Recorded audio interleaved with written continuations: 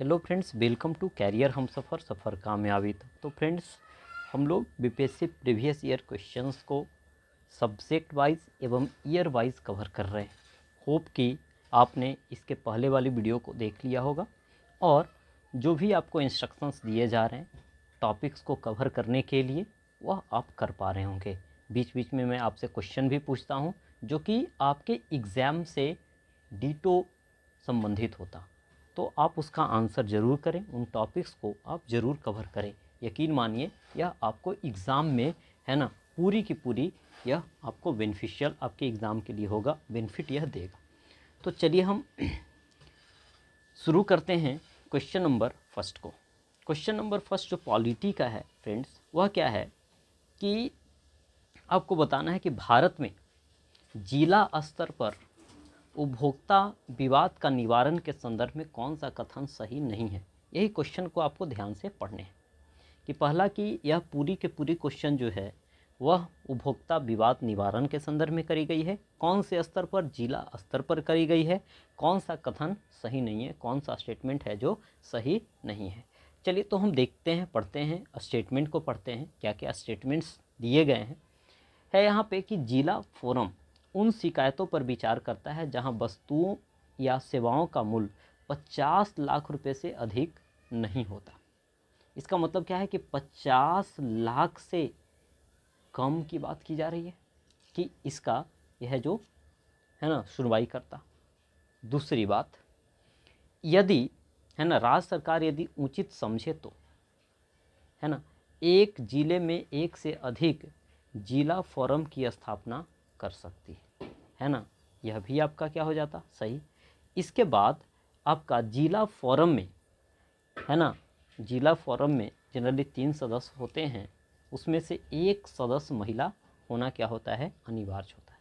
ठीक है, तो कहने का मतलब यहाँ पे स्टेटमेंट आपकी तीनों का तीनों यह क्या है, आपका सही है ना। तो अब इसे आप समराइज कर कर के दिमाग में रखेंगे। क्या याद रखेंगे कि 50 लाख से कम की सुनवाई जिला फोरम में करी जाती है ना। इसके बाद उसमें एक महिला का होना अनिवार्य होता है 3 सदस्यों में। ठीक है, इसके अध्यक्ष जो होते हैं वह न्यायाधीश बनने की, जिला न्यायाधीश बनने की योग्यता रखते हों। ठीक है, और राज्य सरकार चाहे तो एक ज़िले में एक से अधिक जिला का फोरम स्थापित कर सकती है। ठीक है, ये राज्यपाल वाली कंडीशन भी आपने देखा होगा किस प्रकार की होती है। तो उसके आधार पे आप आंसर सोच कर करके, है ना, लगा सकते थे। ठीक है, लेकिन जनरली इस तरह का क्वेश्चन, है ना, जो रेगुलर क्लासेस होती है उसमें लोग नहीं पढ़ते। ठीक है, लेकिन फिर भी इसका आंसर निकाला जा सकता है सोच समझ कर चलिए, तो इसका आंसर क्या हो जाएगा, है ना, ए बी सी तीनों सही है। इसका गलत पूछा गया था, अतः आंसर क्या हो जाएगा भाई, ये हो जाएगा। ठीक है, अब देखिए आपसे, है ना, मैं 2 क्वेश्चन यहाँ पे मैं पूछ रहा। 2 क्वेश्चन क्या है, एमएसएमई आपको कवर करने कि एमएसएमई कहते किसे, किसके लिए क्या लिमिटेशंस हैं, कि माइक्रो इंटरप्राइजेज किसे बोलेंगे, स्मॉल किसे बोलेंगे, मीडियम किसे बोलेंगे। इसकी आपको दायरा है जो हमें बतलाने हैं, या तो ग्रुप में बता दीजिए या कमेंट बॉक्स में बता दीजिए। ठीक है, इसके बाद यहाँ उपभोक्ता से संबंधित बात है, तो एक होता है राष्ट्रीय उपभोक्ता दिवस और एक होता है अंतर्राष्ट्रीय उपभोक्ता दिवस। ठीक है, तो यह कब मनाया जाता है। ठीक है, एक तो मैं हिंट्स दे रहा, 15 मार्च एक है और एक जो है आपका 24 दिसंबर है। 15 मार्च और 24 दिसंबर है, और इनकी थीम क्या है ना, तो यह आपको याद रखने हैं, एमएसएमई संबंधित और आपको उपभोक्ता दिवस वाले संबंधित क्वेश्चन।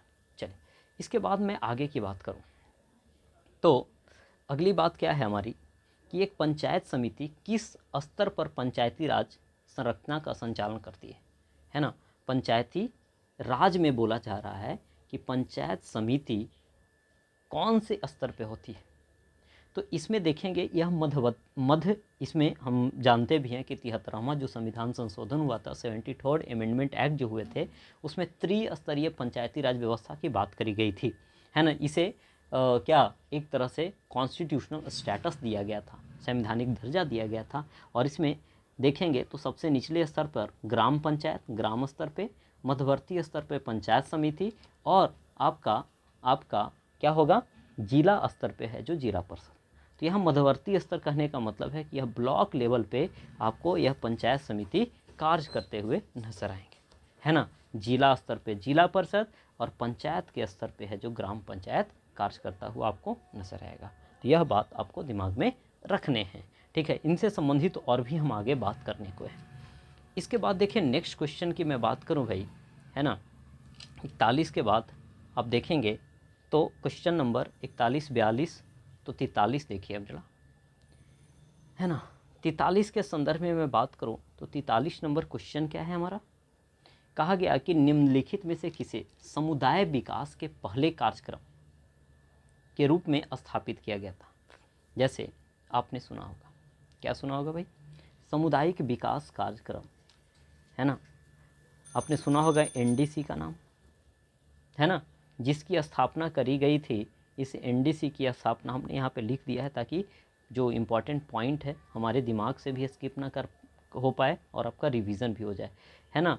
तो जो राष्ट्रीय सामुदायिक विकास कार्यक्रम था, इसका स्थापना है जो 6 अगस्त 1952 को हुआ था, ठीक है, ताकि पूरे सोसाइटी में क्या हो, एक प्रकार से ओवरऑल डेवलपमेंट हो, पूरे समुदाय का डेवलपमेंट हो।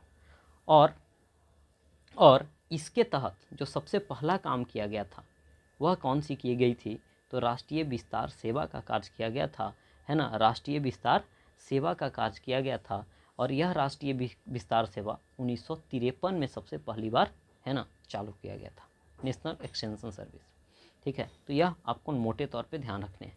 अब देखिए आपके लिए यहाँ से टॉपिक क्या क्या बनता है कि आपको पढ़ने हैं क्या, है ना, प्लानिंग कमीशन को पढ़ने हैं, नीति आयोग को पढ़ने हैं, है ना। इस सिमिलर टाइप के जो टॉपिक्स होते हैं मैं उनसे मैं आपको आगाह कराता रहूँगा, और उन टॉपिक्स को यदि आप ना करके जाएंगे भाई तो फिर आप गच्चा में पड़ेंगे।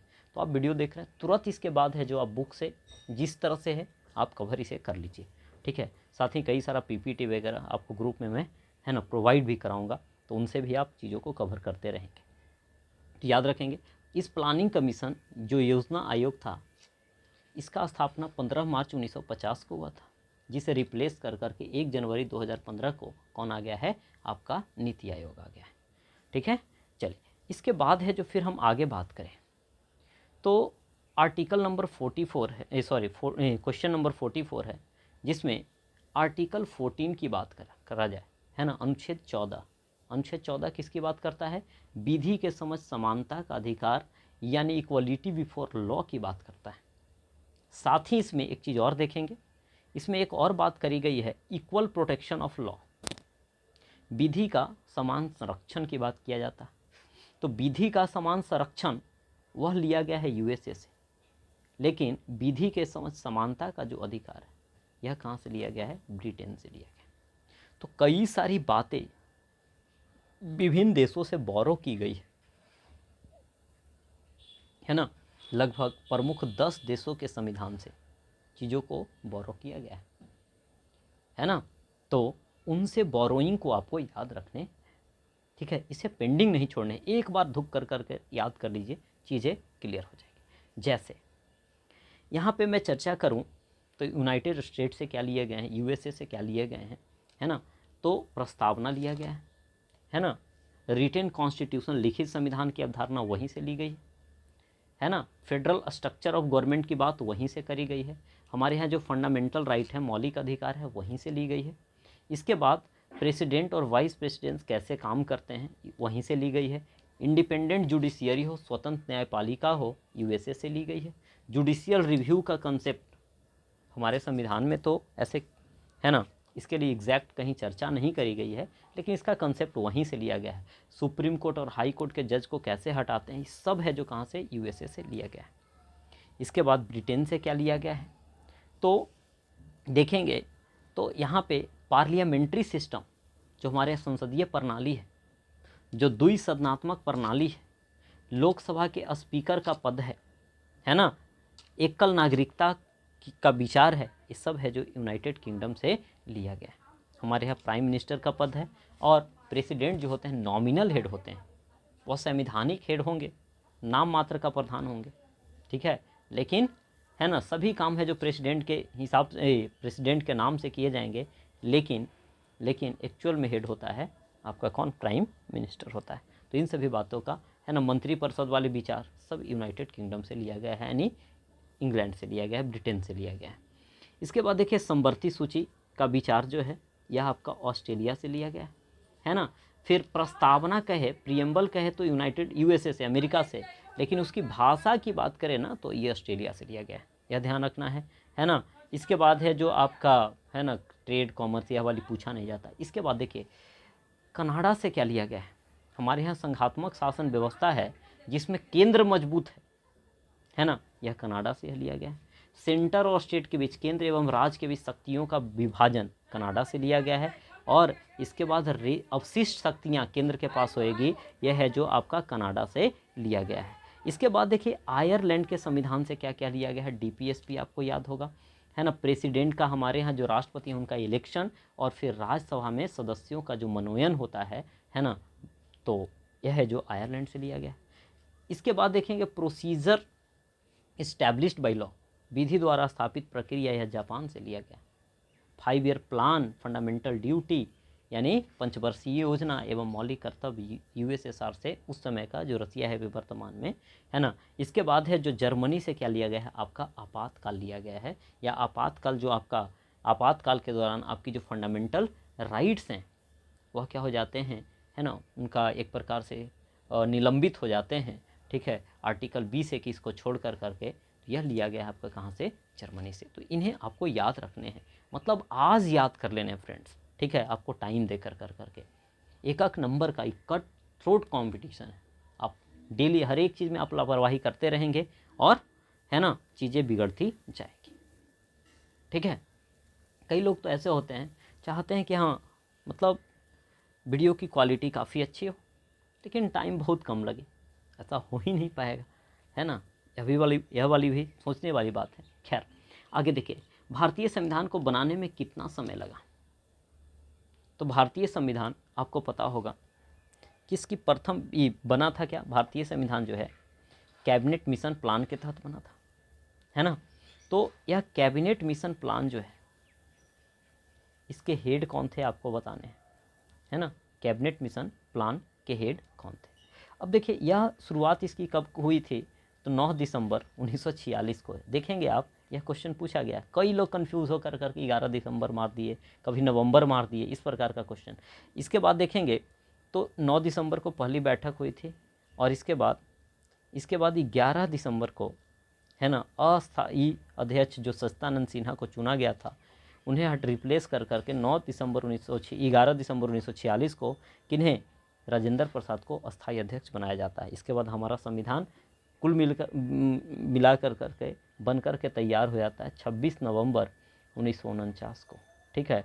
और इस समय तक है ना कुल मिला करके जो टाइम लगते हैं वह 2 वर्ष 11 महीने और कितने लगते हैं, 18 दिन लगते हैं, है ना। जिसमें लगभग 64 लाख रुपए क्या हुए थे, खर्च हुए थे। तो संविधान से संबंधित यानी कैबिनेट मिशन प्लान, संविधान निर्माण की प्रक्रिया, कौन से किन्हें ड्राफ्टिंग कमेटी में कौन कौन से सदस्य थे, ये सभी चीज़ें आपको एकदम टिप्स पे और लिप्स पे याद होने चाहिए, है ना। एक नया है ना मेरे दिमाग में ये चीज़ें आई टिप्स और लिप्स वाली, कि चीज़ें टिप्स पे होनी चाहिए, मतलब आप फिंगर पे काउंट करा दें, इस लेवल की आपकी तैयारी होनी चाहिए, है ना। और फिंगर पे गिना दे तो गिनाते समय आपका लिप्स चलना ही चाहिए, चलेगा ही चलेगा। खैर राज्य का मंत्रिपरिषद, देखिए यहाँ राज शब्द का इस्तेमाल किया गया है। मंत्रिपरिषद सामूहिक तौर पे किसके प्रति उत्तरदायी होता है। तो आप केंद्र में जानते होंगे कि मंत्रिपरिषद जो है लोकसभा के प्रति उत्तरदायी होता है ना। तो वैसा ही यहाँ पे किसके प्रति होगा, विधानसभा के प्रति क्या होगा, उत्तरदायी होगा, है ना, उत्तरदायी होगा। तो यह बात, लेकिन यही है ना व्यक्तिगत तौर पे कहा जाए तो केंद्र में क्या हो जाता है, वह राष्ट्रपति के प्रति उत्तरदायी हो जाता है। तो यहाँ किसके प्रति हो जाएगा, राज्यपाल के प्रति हो जाएगा, ठीक है। तो इसी वे में आपको चीज़ों को याद करके रखने हैं, ठीक है। तुलनात्मक स्टडी कर लेने हैं, यानी पार्ट 5 और पार्ट 6 पढ़ने हैं, तो एक साथ है जो है ना उसे निपटा दीजिए तो काम आपका आसान हो जाएगा। बाकी कोई दिक्कत लगे कोई टॉपिक पे है ना आपको क्लैरिफिकेशन चाहिए तो हमें बोल देंगे, हम उसकी चर्चा हम कर लेंगे। चलिए नेक्स्ट क्वेश्चन की ओर हम बढ़ें। तो नेक्स्ट क्वेश्चन क्या है भाई, कि कौन से निम्नलिखित कथनों पर विचार करना है। अब देखिए यही हमने चर्चा किया था कि देखिए आगे और क्वेश्चन हम इसकी चर्चा करने को है। 73वां संविधान संशोधन के संदर्भ में कि 73वें संविधान संशोधन के बाद विकेंद्रीकरण किया गया किस चीज़ का, है ना। तो इसमें देखेंगे यह किया ही गया था, पंचायती राज का मीनिंग ही था डिवोल्यूशन ऑफ पावर, सत्ता का विकेंद्रीकरण, ठीक है। तो सत्ता का विकेंद्रीकरण में यह डिसीजन मेकिंग में विकेंद्रीकरण किया गया, निर्णय लेने की शक्तियों में, ठीक है। इसके बाद आप देखेंगे प्रशासनिक शक्तियों का विकेंद्रीकरण किया गया, ग्रास रूट लेवल तक ले जाया गया, है ना। फिर पूर्ण व्यवस्था का विकेंद्रीकरण किया गया, लेकिन इसमें आप देखेंगे तो जुडिशियल सिस्टम का विकेंद्रीकरण जनरली आपको नहीं देखने को मिलेगा। हाँ, पंच वगैरह को कुछ पंच सरपंच को थोड़ी बहुत न्यायिक पावर दी गई है, लेकिन आपको, है ना, मतलब उस तरह का विकेंद्रीकरण नहीं दिखता है जितना कि मतलब आप इफ़ेक्टिव तरीके से वार्ड को एक्टिव देखते होंगे, फिर आप किसी मुखिया को एक्टिव देखते होंगे। तो कहने का मतलब है उसे थोड़ा सा आप फील कर पढ़ेंगे तो आप इसका आंसर ऐसे भी निकाल सकते थे, ठीक है। तो इसमें क्या हो जाएगा, 3 तो ऐसे ही नहीं होगा, और उसके बाद है जो 1 2 4 पे सोचा जा सकता है, जो कि ऑप्शन नंबर आपका क्या हो जाएगा, सी हो जाएगा, ठीक है। इसके बाद देखिए आगे, तो आपके दिमाग में एक चीज़ ज़रूर आ रहा होगा, क्या क्या दिमाग में आ रहा होगा बताइए, है ना। एक चीज़ तो ज़रूर आ रहा होगा कि Panchayati Raj is the most important topic. 2 question अभी हो चुके हैं 10 में मात्र, ठीक है। मतलब 10 क्वेश्चन टोटल पॉलिटी के पूछे जाते हैं जनरली, और उसमें से आप देख रहे हैं कि 2 क्वेश्चन अभी तक पंचायती राज के दिख गए। 10 में 2 समझ रहे हैं अपने आप में कितना बड़ा वेटेज है उसका। अब देखिए आगे, राज्यसभा में, है ना, राज्यसभा में प्रतिनिधित्व में शामिल है, मतलब राज्यसभा के जो मेंबर्स होते हैं उनमें कौन होते हैं, तो भारत के राष्ट्रपति द्वारा मनोनीत होते हैं। सही बात है कि नहीं, है ना।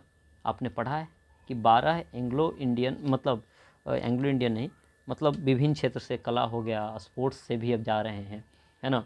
तो इन सभी क्षेत्रों से, विज्ञान वगैरह हो गया, तो उन सभी क्षेत्रों से, है ना, कुल मिलाकर के 12 लोगों का मनोनयन किया जाता है, जो कि सही बात है ना। इसके बाद नागरिकों के द्वारा सीधे चुने गए सदस्य, नागरिक राज्यसभा के सदस्यों का मनोनयन जो होता है या फिर निर्वाचन जो होता है वो अप्रत्यक्ष रूप से होता है, जनता नहीं करती है। अतः यह क्या हो जाएगा, आपका गलत हो जाएगा। इसके बाद देखिए, अप्रत्यक्ष रूप से नागरिकों द्वारा उनके प्रतिनिधियों के माध्यम से चुने गए सदस्य, तो यह आपको पता होगा कि राज्यसभा के सदस्य का चुनाव जो होता है वह कहाँ, किनके द्वारा, विधायकों के द्वारा कर दिया जाता है। तो अब विधायक चुने जाते हैं जनता के द्वारा, तो विधायक हो गया, एमपी हो गया, प्रत्यक्ष निर्वाचन से हो गए, लेकिन राष्ट्रपति हो गए, आपके उपराष्ट्रपति हो गए, है ना, या फिर आपके क्या हो गए, ये सब राज्यसभा में जो सदस्य हो गए, सबका सब अप्रत्यक्ष निर्वाचन से जाते हैं। इसका मतलब यह भी क्या होगा, सही होगा। तो इसका मतलब ए भी सही है और सी भी सही है, इस प्रकार से आपका डी हो जाएगा। राज्यसभा के संदर्भ में और बातें आपको याद रखने हैं। आर्टिकल 79 संसद से संबंधित है ना, जिसमें लोकसभा, राज्यसभा, राष्ट्रपति होंगे, तीनों के कॉम्बो से बनता, ठीक है। इसके बाद आर्टिकल 80 जो है अपर हाउस यानी राज्यसभा की बात यही 80 में करी गई है। राज्यसभा में कुल मिलाकर के जो सीट होंगे वह 250 मैक्सिमम सीट की बात होती है, लेकिन अभी 245 ही हैं, है ना। 5 सीट है जो आपके वैकेंट है, गिलगिट बाल्टिस्तान वगैरह वाली एरिया जो है, जो पीओ के यानी पाकिस्तान के कब्जे में है जो, ठीक है। तो अभी देखें 245 में 233 पर अप्रत्यक्ष निर्वाचन होता है और 12 पर क्या होता है, मनोनयन होता है, ठीक है। यह बात आपको ध्यान रखना है। लेकिन आपने देखा होगा एक चीज़ कि नई संसद भवन बनी है, तो इसमें एक क्वेश्चन पूछा गया है भी कि बताइए उसमें कुल संसद के लिए सीट कितने हैं, सांसद के लिए सीट कितने हैं, इसमें लोकसभा के लिए कितने और राज्यसभा के लिए कितने, यह आपको क्या करने हैं, बताने हैं। एक तो 888 है, ठीक है, एक और आपको बताने हैं राज्यसभा का, ठीक है। अब देखिए साथी, राज्यसभा में कुल मिलाकर के आपको 245 सीट भरे जाते हैं, उसमें से प्रत्येक 2 साल पर 1/3 सदस्य क्या होते रहते हैं, है ना, रोटेशन वाइज क्या होते रहते हैं, डिस्प्लेस होते रहते हैं, ठीक है। और इसका एक्स ऑफिशियो चेयरमैन आर्टिकल 64 कहता है कि राज्यसभा का पदेन सभापति कौन होगा, पदेन सभापति कौन होगा, तो उपराष्ट्रपति होगा। इस बात की चर्चा 64 में करी गई, है ना। इसका चेयरमैन और वाइस चेयरमैन, सभापति और उप सभापति, इसकी चर्चा 89 में करी गई है ना। फिर राज्यसभा का जो है लोकसभा से भी पद ऊंचा हो जाता है अखिल भारतीय सेवा ऑल इंडिया सर्विसेज के सृजन में, जो कि आर्टिकल 312 में है, यह ध्यान रखना है। अब देखिए, अब एक चीज़ और आपको याद रखने है, मैं आपको ड्यूटी दे रहा, क्या ड्यूटी दे रहा, बोले कि बहुत सारे ड्यूटी देते हैं भाई, थोड़ा सा तो आपको कष्ट करना पड़ेगा, या तो इसका स्क्रीनशॉट लेकर करके आप याद कीजिए या ग्रुप में मैं डाल दूंगा। राज्यसभा और लोकसभा की सीटों की संख्या, तो इसमें खैर कम से कम यह तो ज़रूर आपको याद होनी चाहिए कि सबसे ज़्यादा है ना राज्यसभा की सीटों की संख्या कहाँ है और लोकसभा की सीटों की संख्या सबसे ज़्यादा कहाँ पे है। ठीक है, तो लोकसभा की सीटों की संख्या आप देखेंगे तो सबसे ज़्यादा आपको देखने को मिलेगा यूपी में, है ना। सबसे ज़्यादा आपको कहाँ देखने को मिलेगा, तो यूपी में कितने सीट, 80 सीट लोकसभा में, और राज्यसभा में 31 सीट। तो दोनों एक साथ याद कीजिए, 80-31। वैसा ही बिहार की बात करें तो बीपीएससी बिहार के हिसाब से आपको देखने ही चाहिए, बिहार में 40 लोकसभा हैं और 16 जो हैं आपके क्या हैं, राज्यसभा। अब देखिए हरियाणा वैसा ही है। तो आप कभी ट्रेन में सफ़र करते होंगे, हम ऐसा ही याद किए कि ट्रेन में आप सफ़र करते होंगे, चना खाते हैं नहीं, तो वह चना जो हरियाली वाली चना है वो 5 का 10 का बना करके देता। तो ऐसे याद रखेंगे कि हरियाली 5 या 10 का, ठीक है, मतलब 5 आपका राज्यसभा में है और 10 है जो लोकसभा में। ठीक है, ये चीज़ें सीट जो भी आवंटित होते हैं, ठीक है, यह भी जो भी आवंटन है यहाँ पे, यह सब 1971 की जनगणना के अकॉर्डिंग है ना, 1971 के जनगणना के अकॉर्डिंग है। तो यह है जो पॉपुलेशन के हिसाब से सीटों का क्या किया जाता है, बंटवारा किया जाता है। तो यह आपको एक मोटे तौर पे एक दो बार आप लिख लेंगे ना तो चीज़ें याद हो जाएगी। मैप बना लीजिए, वहाँ पे दोनों सीट लिखते चल जाइए, याद हो जाए। ठीक है, लेकिन देखेंगे, याद रखेंगे, अंडमान निकोबार, लक्षद्वीप, दादर नगर हवेली, दमन दीव, इसके बाद आपका चंडीगढ़, इन सब का है जो राज्यसभा में रिप्रेजेंटेशन नहीं है। कौन कौन, अंडमान निकोबार, उधर देख लीजिए, है ना, मैप में दिमाग दौड़ाइए, कहाँ, बंगाल की खाड़ी की तरफ। इसके बाद अरब सागर में लक्षद्वीप, ये दोनों गायब है। फिर ऊपर गुजरात के पास में दमन दीव, दादर नगर हवेली, इन सब का, और साथ में आपका चंडीगढ़, इनका क्या है, राज्यसभा में रिप्रेजेंटेशन नहीं है ना। तो इतनी बात आपके लिए काफ़ी है। चलिए नेक्स्ट क्वेश्चन की ओर हम बढ़ते हैं भाई। नेक्स्ट क्वेश्चन क्या है कि भारत के सर्वोच्च न्यायालय सुप्रीम कोर्ट के संदर्भ में, है ना, कौन सी बातें यहाँ पे सही है या किनका संबंध है जो सुप्रीम कोर्ट से है। तो यहाँ पे आपने खूब सुना होगा, कॉलेजियम प्रणाली है, अपीलीय क्षेत्राधिकार इसके पास है ना, और ओरिजिनल मूल क्षेत्राधिकार भी इसी के पास है ना। तो कुछ मामले, अब यहाँ पे प्रश्न उठता है कि कॉलेजियम प्रणाली क्या है, अपीलीय क्षेत्राधिकार, एपेलेट जुरिस्डिक्शन क्या है, ओरिजिनल जुरिस्डिक्शन क्या है। तो आप देखें कि भारत में मैक्सिमम आप कहाँ जा सकते हैं किसी चीज़ को लेकर करके, है ना, सुप्रीम कोर्ट में अपील मैक्सिमम वहीं किया जाता है। लेकिन कुछ मामले ऐसे हैं जिसे सुप्रीम कोर्ट ही देख सकती है ना, वह उसका मूल क्षेत्राधिकार हो जाता है। जैसे दो स्टेट के बीच का लड़ाई हो, सेंट्रल स्टेट के बीच का लड़ाई हो, ठीक है, आपका आर्टिकल 71 कहता है कि प्रेसिडेंट के संदर्भ में यदि कोई इलेक्शन के संदर्भ में किसी प्रकार की कोई समस्या है, कौन देखेगा, सुप्रीम कोर्ट देखेगा, है ना कि निर्वाचन आयोग देखता है। तो यह इन सभी बात का ध्यान रखना है। इसके बाद कॉलेजियम सिस्टम के थ्रू क्या होता है ना, जजों का आपका सिलेक्शन होता हुआ दिखेगा, इसी कॉलेजियम। तो यही कॉलेजियम को हटाने की प्रयास है जो मोदी सरकार कर रही थी, जिसका विरोध भी किया गया था, जिसे अनकॉन्स्टिट्यूशनल है जो करार दिया गया था। तो यह जो है ना, एक नज़र आप क्या करेंगे, इन आर्टिकल्स को देख लेंगे। ठीक है, 124 से लेकर करके 100, है ना, कब तक, आपका 147 तक देख लेने हैं। ठीक है, जैसे मैं अब देखिए इसका कीवर्ड, आप पूरे शब्द को याद आपको नहीं करने हैं, इसका कीवर्ड को आप पकड़ेंगे। जैसे, है ना, सर्वोच्च न्यायालय की स्थापना, है ना, 124 में करी गई है। न्यायाधीश का वेतन 25 में, है ना, कार्यवाहक की बात 26 में, तदर्थ न्यायाधीश 27 में, है ना। इसके बाद है जो सेनावृत्त जो न्यायाधीश होंगे उनकी उपस्थिति 128। अभिलेख न्यायालय अगला बड़ा इंपॉर्टेंट, अभिलेख न्यायालय 129। सर्वोच्च न्यायालय की जो सीट होगी, है ना, उसे भी अभी बढ़ाने की बात करी जा रही है। अभी आपको पता होगा 33 + 1 है, 34 कुल है ना, जिसे बढ़ाने हैं। ठीक है, तो आपका 7 आर्टिकल। अब देखिए यही सर्वोच्च न्यायालय का मूल क्षेत्राधिकार, यहीं से क्वेश्चन पूछा है ना, जो कि आपका 8 में। तो पॉइंट आपको याद रहेंगे तभी क्वेश्चन बनेंगे, तो कई लोग बोलते हैं ना कि रटने से कुछ नहीं होता। भैया आप कितना भी समझ लेंगे, है ना, चीज़ें भूल जाएंगे, तो आपको याद करना पड़ेगा समझने के बाद। ठीक है, समझने से याद करना आसान होता है, लेकिन ऐसा नहीं है कि समझने के बाद आपको याद नहीं करना पड़ेगा, करना पड़ेगा। ठीक है, तो मूल क्षेत्राधिकार हो गए। इसके बाद देखिए अपीलीय क्षेत्राधिकार, यही वाली तो है ना। तो मूल क्षेत्राधिकार, अपीलीय क्षेत्राधिकार की बात करी गई है। ठीक है, जो कि ये दोनों है। इसके बाद देखिए तो यहाँ तक आपको अपीलीय क्षेत्राधिकार, फिर अपीलीय क्षेत्राधिकार, अपीलीय, लेकिन सब मामला अलग है। एक सिविल मामला है, एक है जो आपका क्रिमिनल वाला मामला है। ठीक है, इसके बाद इसी के बाद आप देखते जाएंगे तो आर्टिकल 137, ये बड़ा इंपॉर्टेंट है अपने आप में। इसलिए इंपॉर्टेंट है क्योंकि अपने मामलों को रिव्यू कर सकता है आर्टिकल 137 के तहत। इसके बाद सर्वोच्च न्यायालय का क्षेत्र का विस्तार हो सकता है। फिर सर्वोच्च न्यायालय को कुछ रीट जारी करने की शक्ति दी गई है ना। इसके बाद कुछ मामलों को स्थानांतरित कर सकता है 139 के तहत। इसके बाद सहायक शक्तियाँ हैं, तो इतना तो इम्पॉर्टेंट नहीं है, लेकिन यह बड़ा इंपॉर्टेंट है अपने आप में 143 कि सर्वोच्च न्यायालय से राष्ट्रपति है जो परामर्श ले सकता है ना, परामर्श ले सकता है।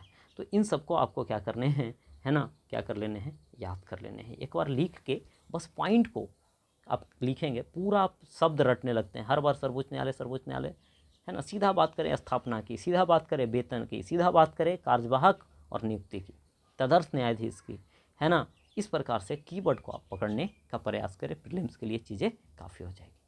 ठीक है, चलिए अगली बात मैं करूँ। अगला देखिए, फिर से 10 क्वेश्चन में तीसरा क्वेश्चन ही दिखने जा रहा है आपको पंचायती राज से भाई, है ना। तो समझ सकते हैं कि कितना इंपॉर्टेंट टॉपिक है। एक जल्द ही, है ना, हम इस पर चर्चा करेंगे क्लास में। ठीक है, काफ़ी डिटेल हम पंचायती राज को पढ़ेंगे ताकि यहाँ से कोई क्वेश्चन छूटने ना पाए। ठीक है, देखिए 73वें संविधान संशोधन अधिनियम के तहत पंचायती राज संस्थाओं में चुनाव लड़ने के लिए न्यूनतम आयु कितना है, ये आपको पता होगा, है ना। कितने हैं, 21 साल। ठीक है, तो पंचायती राज पीआरआई में मिनिमम वोट देने का एज कितना है, 18, है ना। पीआरआई पंचायती राज में चुनाव लड़ने के लिए, है ना, कितना साल चाहिए होगा, 21 साल चाहिए होगा। ठीक है, इसके बाद लोकसभा या विधानसभा का चुनाव लड़ने के लिए मिनिमम एज आपकी कितनी होनी चाहिए, 25 साल होनी चाहिए। राज्यसभा के लिए कितनी होनी चाहिए बताइए, तो राज्यसभा के लिए 30 साल चाहिए। राष्ट्रपति या राज्यपाल बनने के लिए मिनिमम एज कितनी चाहिए, 35 चाहिए। ठीक है, साथ ही हम बात करें एक चीज़ और, आपका जो क्या था, भूल गए भाई, ओम्बुड्समैन जिसे क्या बोलते हैं भूल गया, टर्म ही एग्जैक्ट दिमाग में नहीं आ पा रहा। ओम्बुड्समैन कहने का मतलब जो है, एक मिनट, हाँ बात इसकी कर रहा था, लोकपाल वाली, है ना। हाँ, कभी कभी दिमाग से वो टर्म आते ही नहीं। हाँ, तो लोकपाल के जो चेयरपर्सन है उसे बनने के लिए मिनिमम आयु कितनी चाहिए, 45 साल चाहिए। उसी प्रकार से आपसे पूछ दिया जाता मैक्सिमम एज वाली, है ना। तो इन सब में खास कर करके पीआरआई हो गए, लोकसभा विधानसभा हो गए, है ना, राज्यपाल राष्ट्रपति हो गए, प्रधानमंत्री हो गए, इन सब बनने के लिए मैक्सिमम एज की कोई क्राइटेरिया नहीं है, लेकिन है किसके लिए, जज के लिए, यूपीएससी का चेयरमैन बनने के लिए, है ना, या कोई स्टेट पीसीएस का चेयरमैन बनने के लिए, तो है ना, या फिर आपका लोकपाल का अध्यक्ष बनने के लिए, तो ये सब है जो हैं, है ना, मैक्सिमम यहाँ पे है। तो हाँ, आपको यह ध्यान रख लेना है, तो वह आपकी ड्यूटी है, आप एक बार उसे देख लेंगे। ठीक है, चलिए ये याद रहेगा बात, है ना। तो 73वां संविधान संशोधन के तहत 21 वर्ष मिनिमम था। इसके बाद इसके अलावा देखिए 73वें संविधान संशोधन के अंतर्गत क्या किया गया कि 3 स्तरीय है जो पंचायती राज व्यवस्था की बात करी गई। इसमें है जो डायरेक्ट इलेक्शन होगा, जनता डायरेक्ट है जो इसे चुनेगी, है ना। फिर एससी एसटी और महिलाओं को 33% आरक्षण दिया गया इसी 73वें संविधान संशोधन के तहत, है ना। और इसमें जो है आर्थिक विकास के साथ साथ सामाजिक न्याय की भी बात यहाँ पे करने के लिए इसे संवैधानिक दर्जा दिया गया था। और यह जो है आपका कहा गया कि पंचायती राज का ड्यूरेशन जो होगा 5 साल का होगा। इसमें 29 सब्जेक्ट दिए गए, और आप देखेंगे शायद 67वीं या 66वीं में आप क्वेश्चन देखेंगे, इन 29 सब्जेक्ट से है जो क्वेश्चन पूछ दिए गए। इन 29 सब्जेक्ट की चर्चा आपको 11वीं अनुसूची में करी गई है ना। इसके लिए है जो अब इसे पैसा भी चाहिए होगा पंचायत को, तो इसके लिए प्रत्येक 5 वर्ष पर, है ना, क्या होगा, आपको राज्यपाल के द्वारा, है ना, वित्त आयोग का गठन किया जाएगा। साथ ही इसकी चुनाव जो है, याद रखेंगे, राज्य निर्वाचन आयोग करती है ना कि केंद्र वाली। और इसके संदर्भ में संविधान में सबसे मूल संविधान में जो चर्चा करी गई थी ग्राम पंचायत शब्द की, वह आर्टिकल 40 में है ना। आर्टिकल कितने में है, 40 में है। तो 29 सब्जेक्ट आपको क्या करने हैं, यह ड्यूटी है आपको। तो कई सारा देखिए 10 क्वेश्चन में ही कई सारा आपको ड्यूटी मिल गया है कि आपको 29 सब्जेक्ट भी क्या करने हैं, ये याद करने हैं। अच्छा, मैंने इंक्लूड नहीं किया क्या, ठीक है, हाँ, एक ड्यूटी देखिए यहाँ पे है, मैं आपको ग्रुप में शेयर कर दे रहा हूँ, ठीक है, इसे आप एक बार देख लेंगे। लेकिन फिर भी अब देखिए पंचायती राज वाला आर्टिकल भी पूछा हुआ है, ये दोनों से क्वेश्चन पूछा गया है। तो समझ सकते हैं कि अपने आप में कितना इंपॉर्टेंट टॉपिक यह है।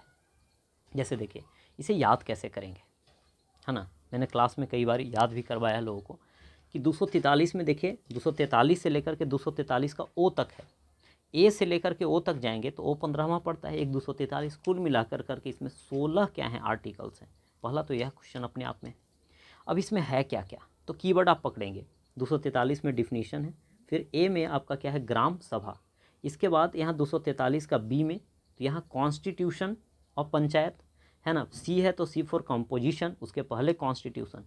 4 डी में है तो आपका रिजर्वेशन है। 5 में है ना, तो 5 में ड्यूरेशन, तो नहीं पंजा छाप 5 लगाएंगे तो 5 साल, 5 साल क्या होता है, ड्यूरेशन जनरली होता ही ऐसे। इसके बाद एफ है, F for fail, I F for disqualification, है ना, यही याद रखेंगे, है ना। फिर मुखिया जी कब कहते हैं, जब पावर उसे मिल जाता है तब कहते हैं, है ना। इसके बाद यही जी वाला पूछा हुआ है, पावर, अथॉरिटी, रिस्पॉन्सिबिलिटी वाला। इसके बाद एच में मुखिया जी को पावर मिल जाएगा, है ना। फिर यह टैक्स वगैरह यह लगाएगा ही, HIT करके याद रखेंगे आप, है ना। इसके बाद है जो आपका IFSC कोड वगैरह मिलता है, आपने बैंक वगैरह में देखा होगा। तो मतलब याद करने के लिए कि आई है तो यह IFC, है ना, ऐसे वो IFSC होता है ना। तो फाइनेंस कमीशन हो गया 9 में। जे में, है ना, तो आपका क्या है, audit of account of panchayat, है ना। तो यह है जो जा कर करके याद रखेंगे 10वां, है ना, ये 10 नंबर का है ना, तो 10वां में जा, ठीक है। अब सब कुछ चेक चाक होगा। के, है ना, तो के ई ऐसे करके याद रखेंगे, के ई से क्या होगा कि नहीं, है ना। तो के लड़ रहा है भाई इलेक्शन, के लड़ रहे हो, ऐसा ही तो बोला जाता है हम लोग के यहाँ, है ना। इसके बाद है जो लूट, याद रखेंगे LUT, लूट। तो एल से हो गया, एल वाला में लूट, यूटी का पंचायत। अब इससे संबंधित 67वें क्वेश्चन पूछा गया कि कहाँ पे जो है ना, पंचायती राज जो हम लोग के यहाँ जिस प्रकार से है वैसा नहीं है ना। उसके बाद कहाँ पे अप्लाई नहीं होगा, एम में है ना। और यहाँ पे है कि चीज़ें मतलब continuance of existing laws and panchayat, कहाँ पे चीज़ें नहीं होगी, एम में, होगी या कंटिन्यू रहेगी, एन में। और इसके बाद इसके लिए इलेक्टोरल मैटर्स पे जो विवाद वगैरह होगा, है ना, इसको लेकर करके कोर्ट में जो चर्चाएं होगी, सबसे लास्ट में लड़ाई और इसका विवाद का निपटारा होगा। तो याद हो गया होगा, अब देखिए, है ना। देखिए टाइम देंगे तभी तो याद होगा भाई, ठीक है। तो डिस्कशन कुछ इस प्रकार से होनी चाहिए कि फ्रूटफुल आपके लिए हो, ना कि नंबर ऑफ वीडियोस हो जाने से क्या फ़ायदा होगा, है ना। कम, यदि आप 10 मिनट बचा भी लेंगे और दूसरे जगह लगा लेंगे तो कोई फ़ायदा नहीं है। तो चीज़ों को थोड़ा सा आप, है ना, एडजस्ट करना सीखिए, ठीक है। और ध्यान लगा कर करके पढ़िए कि अब अगली बार जब क्वेश्चन आए तो हमसे गड़बड़ ना हो, ठीक है। फिर आगे वीडियो छोटी हो जाएगी, कारण इसकी चर्चा हम बड़ा तेज़ी से कर लेंगे, है ना। तो डिफिनीशन हो गया पहला, बोलिए डिफिनीशन, फिर ग्राम सभा, फिर बी है तो बी से सी को रिलेट करना है, BC और फिर CC, ठीक है। तो सी से हो गया कॉन्स्टिट्यूशन, कंपोजिशन, डी में रिजर्वेशन, है ना। 5 बतलाया था 5 साल यानी ड्यूरेशन। 6 एफ है, एफ जैसा 6 होता है ना, एफ फॉर फेल यानी डिस्क्वालीफाई हो गया। 7 मुखिया जी को पावर मिल गया भाई, है ना, मुखिया जी को पावर मिल गया। जी से पकड़ना है तो मुखिया जी को पावर। एच हो गया, है ना, तो हिट कर करके याद रखेंगे यानी टैक्स को इम्पोज करेगा, है ना। आई में बात किया IFSC, FC से पकड़ लेंगे ना, फाइनेंस कमीशन की बात होगी, ठीक है। प्रत्येक 5 साल पर कौन करेगा, कौन करेगा, तो आपका राज्यपाल करेगा। इसके बाद है जे, तो जा ऑडिट से संबंधित है, पैसा चेक चाक करने संबंधित है। तो के है जो इलेक्शन लड़ रहा है ना। तो पंचायत का इलेक्शन के संदर्भ में के में चर्चा है। लूट, यूटी से संबंधित एल में, एम है तो ए नोट, एन है जहाँ वहाँ पे चीज़ें कंटिन्यू होनी चाहिए, और ओ सबसे लास्ट में है जो कि ज्यूरिसडिक्शन से संबंधित, कहने का मतलब यह लड़ाई झगड़ा का निपटारा से संबंधित है, या फिर जो भी धांधली वगैरह जो कुछ भी होते हैं है ना, उनसे संबंधित निपटारा सब कोर्ट में होगा।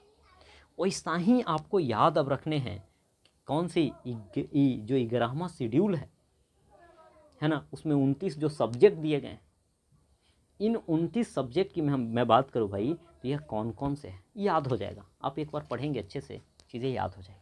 ठीक है, तो यह मैं आपके लिए छोड़ता हूँ। ठीक है, चलिए तो फिर मिलते हैं हम नेक्स्ट वीडियो में। तब तक जितने मैंने आपसे क्वेश्चन पूछे हैं, जो मैंने आपको टॉपिक है ना कवर करने के लिए बोला है, उसे आप है ना कवर आज ही करेंगे। चलिए तो फिर मिलते हैं नेक्स्ट वीडियो में, तब तक के लिए जय हिंद, थैंक यू।